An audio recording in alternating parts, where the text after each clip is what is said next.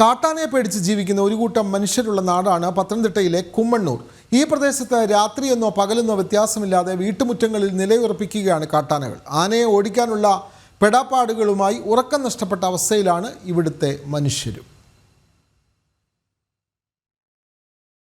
കാട്ടാനയെ പേടിച്ച് വീടിന് വെളിയിൽ ഇറങ്ങാൻ കഴിയാത്ത അവസ്ഥ. രാത്രിയെന്നോ പകലെന്നോ വ്യത്യാസമില്ലാതെ വീട്ടുമുറ്റത്ത് കാട്ടാനക്കൂട്ടത്തെ കണ്ടേക്കും. കൃഷിയിടങ്ങളിൽ എത്തുന്ന ആന സർവ്വതും നശിപ്പിച്ചാണ് മടങ്ങുന്നത്. ആന വീടിന്റെ വാതിൽ വരെ എത്തിയതിന്റെ നടുക്കം പ്രദേശവാസികൾക്ക്.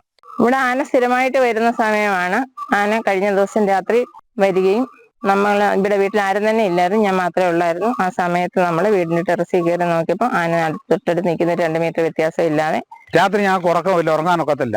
ഉറങ്ങുക ഞങ്ങൾ കുഞ്ഞുങ്ങളെ എപ്പോഴാണ് ഇത് വന്ന് തലി കൊല്ലുന്നതെന്ന് അറിയത്തില്ല. അതുപോലെ കൃഷിനാശം തുടരെ ഇപ്പം 6 മാസക്കാലമായിട്ട് തുടരെ ഇവിടെ വന്ന് ആന നശിച്ചുകൊണ്ടിരിക്കുമ്പോൾ 7 പ്രാവശ്യത്തെ വരവായ ആന. ഈ ഒരാനയാണ് വരുന്നത്, അല്ല മാറി മാറി വരുന്നുമില്ല. ഇത് തുടരെ ഇങ്ങനെ വന്നുകൊണ്ടിരിക്കും. ഇങ്ങനെ വന്ന് വീടിപ്പം കൃഷികളെല്ലാം നശിപ്പിച്ചു കഴിഞ്ഞപ്പോൾ ഇപ്പോൾ വീടിനെ ആശ്രയിച്ച് വീട് തള്ളാനുള്ള രീതിയിലാണ് വീടിന്റെ ഇറമ്പിലായിട്ടായി വരുമ്പോഴേ ഞങ്ങൾ അറിഞ്ഞ് വരട്ടി ചാടിക്കുന്നത്. നേരത്തെ പ്രദേശത്ത് ഫെൻസിംഗ് സ്ഥാപിച്ചിരുന്നു, പക്ഷെ അതെല്ലാം ആന നശിപ്പിച്ചു. ആനയുടെ സാന്നിധ്യം തിരിച്ചറിഞ്ഞാൽ ആളുകളെ കൂട്ടി ശബ്ദമുണ്ടാക്കിയും തീ ഊട്ടിയുമാണ് ഇവയെ ഓടിക്കുന്നത്.